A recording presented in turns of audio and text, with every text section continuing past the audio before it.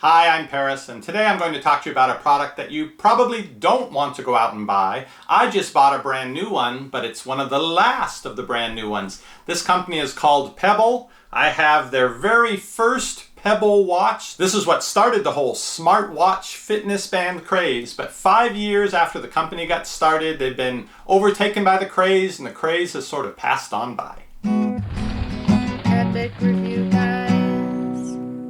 This is the Pebble Time. This is not the very latest watch they were developing. The Pebble Time 2 is the one I really wanted to buy and planned to buy a brand new one this February, but then I heard in December that the company had gone out of business. This was, not surprisingly, on sale for half price. These normally go for about $150. I picked this up for about $75 on Amazon. They're of course selling out the rest of their stock at different retailers and at the company's website. To find out more about it, I'll put a link down below this video. So why would I buy a tech device from a company that just went out of business? Well, I guess I'm foolishly sentimental. I really did like the whole concept of the Pebble watch. And honestly, I haven't found another smart watch or fitness band that really does what I want. This came the closest. The smartwatch from Apple and Samsung, you have to charge them every day and they're very expensive, $300 or more. They're sort of like the electronics of your phone put into a watch. And this never tried to do that. Then there are the more dedicated bands. Now, other family members here have the Fitbit bands. This is the As Seen on TV version of that, a fitness band. And this is an interesting one that actually takes your blood pressure as well as other fitness information. So these are both okay, but they're not something that I'm inclined to wear every day. And they don't really provide me with the information that I want my wrist to provide me.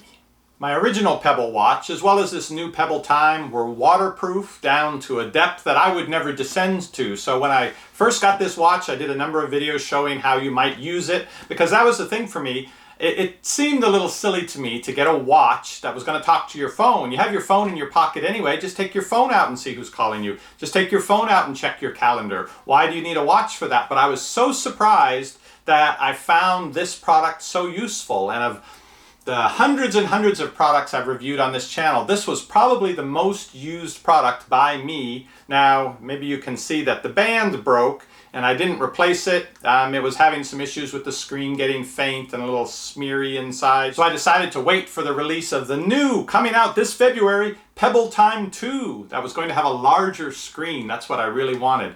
But that was not meant to be. But I picked this up not because it does really much in addition. I think it has colored backgrounds, whereas this one's just the single color background. But I really didn't care about that. I just wanted a newer device that kept doing these same things for me, which are, this would let me know when there was a notification from the apps I selected. So if I wanted to know when there was a direct message on Instagram, I could go into my phone, into the Pebble software, and program it. Okay, I don't want to know about anytime someone follows me on Instagram, but I only want to know when I get a direct message on Instagram, and that's what it would send to this. And then this watch itself would vibrate a little zzz, and it would light up for a few seconds. So that's how you knew you were getting a notification. And I could put in, I want to know the sports scores, but not all sports scores, only the Seahawks sports scores, and it would give me updates on that.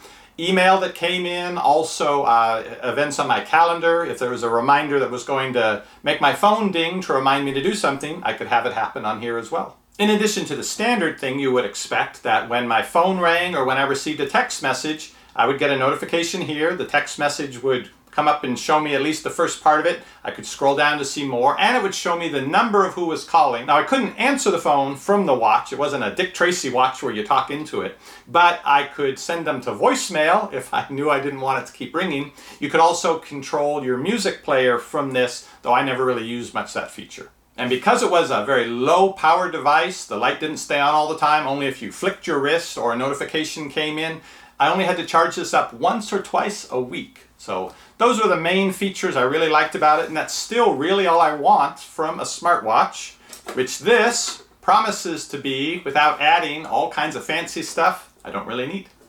I like the red. This one, the plastic portion around the screen, the original color is red. A company called Slick Wraps contacted me after I did my several reviews about the Pebble smartwatch in the shower, in the pool, at the beach. I don't remember, I used it so many different ways because I realized how useful it was for me. They sell these appliques that go over it in different patterns. This was sort of their Valentine pattern. They even have little cutout sections so you can put stickers on the buttons. And what ended up coming very much in handy for me, though I didn't anticipate needing it, there's a clear screen protector that goes over it. This did not have Gorilla Glass, this first version. It was just some really tough plastic. But early on, I managed with my arms swinging to hit it on a doorknob and put a gouge in it. So it was very nice after that, especially at the beach with the sand, to have that plastic cover over it. So I like that it was red and colorful. I like that people asked me, hey, what kind of watch is that? And I would tell them about stuff it would do. And they thought it was so neat.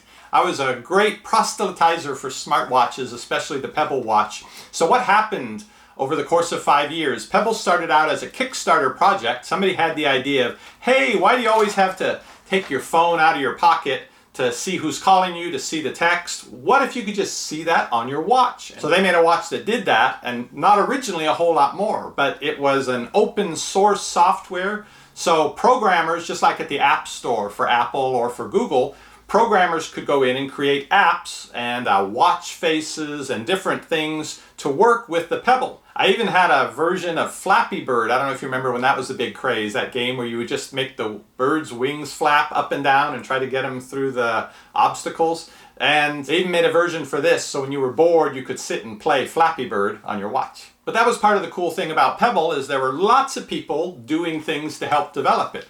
But as so often happens when you're a company that first develops a product, comes out with a new idea, other companies wait and see, and if you're successful, suddenly they come out with their own version of it. And so over the past few years, the smartwatch category went crazy with companies making smartwatches. The only problem was, I guess they didn't really convince people that they needed them or show them the benefits of how to use them, because it's sort of a thing that's come and gone in popularity. The only people who are really having a go at making money with the smartwatches and the bands are Apple and Fitbit, I think. Which Fitbit is the company that bought all the remaining assets and brought over, I think, a lot of the programmers from Pebble when they went out of business. Here is my new Pebble Time. I love this color.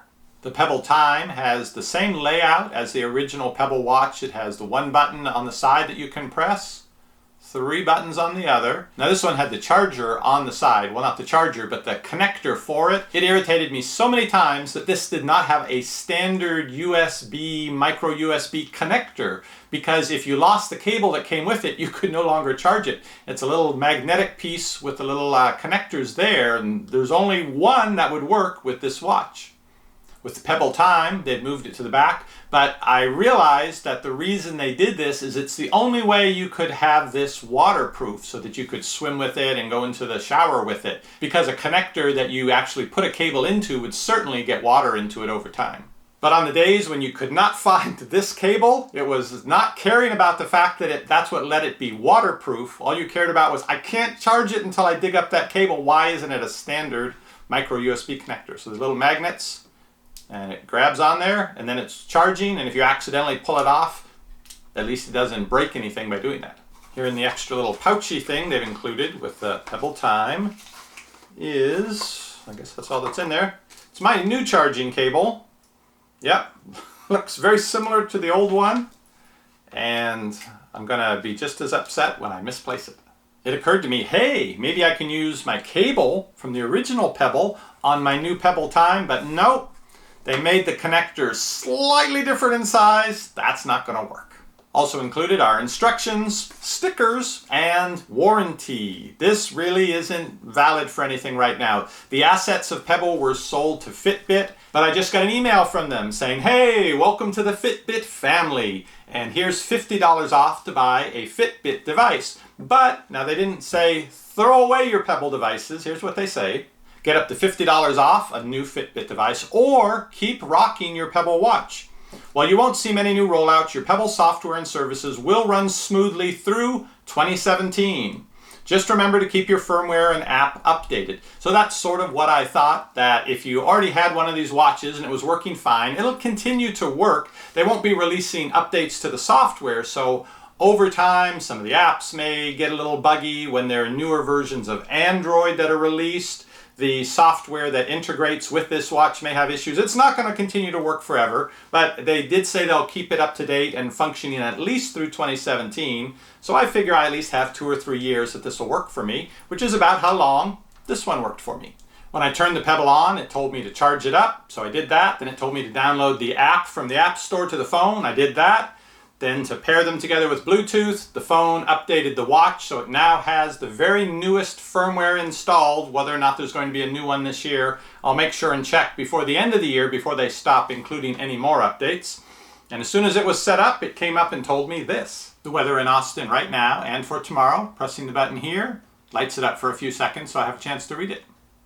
And the app on the phone showed me some of the available watch faces. I can select one or more of these and it will put them on the phone, and then I can choose which one I want to have as a watch face. There it is, it sent it right over. I can set up informational notifications from different websites and companies. I love this watch face already. I've found that it moves when I move. In other words, when I flick my wrist and the light comes on, the little bars move around it. Otherwise, they stop and wait to save power until I flick my wrist again and want to see the time. What's next on my to-do list? Well, apparently picking up Jimena at 6 o'clock. I actually have to leave here pretty soon. And then watch the sunset. Any watch that tells you you need to go and watch the sunset, that's my kind of watch. As for sunrises, I think I'd rather manually program it in if I want to be woken up for a sunrise. So let's see what's next on the menu. Well, it's tomorrow, and all day long is President's Day. So I went and picked him up wearing my new Pebble Time watch. Got notifications along the way of emails that came in, so it seems to be working fine. I'm really enjoying having a Pebble watch again. I think it's probably been about 8 months or so since first I lost the charging cable for like 3 months, and then the strap broke when I finally charged it up and started wearing it again. So it's nice to have a Pebble watch again. Now, I can't recommend you go out and buy one because there's no warranty on it now, and eventually without software updates, it'll no longer be compatible with software on the phones. But this is 2, 3, maybe more years out in the future. Still, at that point, it'll just be a regular watch. It won't talk to the phone anymore. So what can I tell you? Sometimes old technology and old technologists are just what you need, and the way things change so quickly in technology that you start out being the darling of the industry, and then pretty quickly you become just a commodity, and after a couple more years, it's like, who are you again? And I can relate to that. But sometimes if there's something you really like and appreciate and enjoy, instead of having to go and get the newest thing, just hold on to it for as long as you can. I'll be back soon doing reviews of technology that are not dead. You can keep checking back for those videos, or you can click that subscribe button down below. You'll get notified when our videos go up. See you on the next review. Epic